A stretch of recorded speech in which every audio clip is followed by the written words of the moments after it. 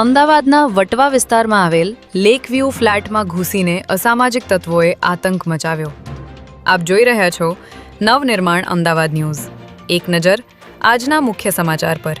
અમદાવાદ શહેરમાં ફરી એકવાર અસામાજિક તત્વોનો આતંક સામે આવ્યો છે, જેમાં પોલીસનો જાણે કોઈ પણ પ્રકારનો ડર રહ્યો ન હોય તેમ કેટલાક અસામાજિક તત્વો હથિયારો લઈને વટવા વિસ્તારમાં આવેલ લેકવ્યૂ ફ્લેટમાં ઘૂસી આવ્યા હતા અને ફરિયાદીના ઘરમાં મોટા પાયે તોડફોડ કરી હતી, જેમાં આરોપીઓએ ઘરનો મોટા ભાગનો સામાન વેરવિખેર કરી 2 મહિલાઓને ઢોરમાર માર્યો હતો.